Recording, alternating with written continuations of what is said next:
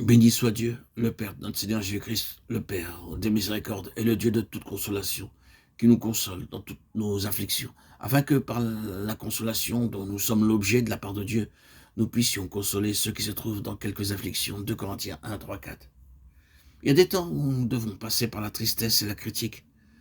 Vous ne pouvez qu'être malheureux lorsque vos propres frères et sœurs vous haïssent, vous maudissent et agissent mal envers vous. Mais grâce à Dieu, nous sommes consolés par notre Seigneur Jésus-Christ. À mesure que le temps passe, Dieu commence à parler à toute notre famille, à sa manière.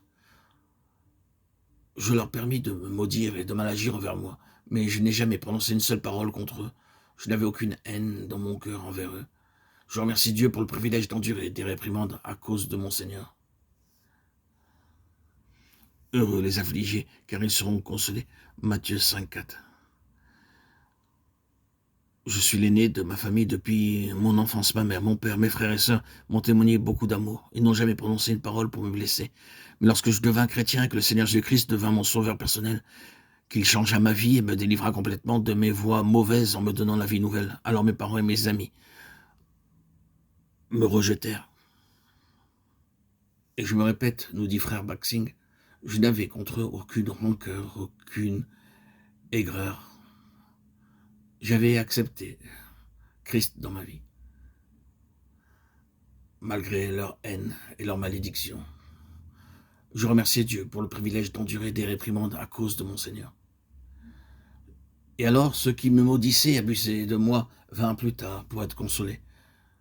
Durant ces jours, le Seigneur s'approcha de moi et me dit, « Je suis toujours avec toi. » Il devint très cher pour moi dans mes tristesses.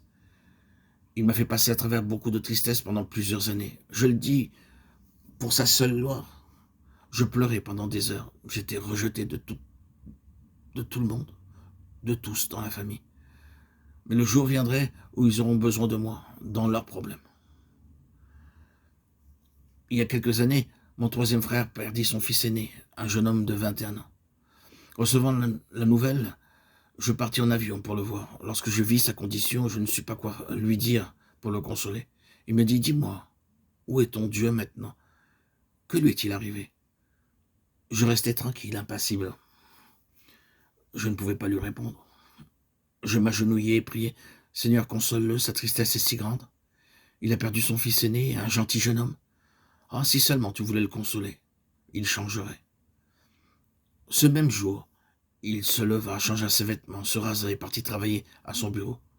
Quelle consolation ce fut.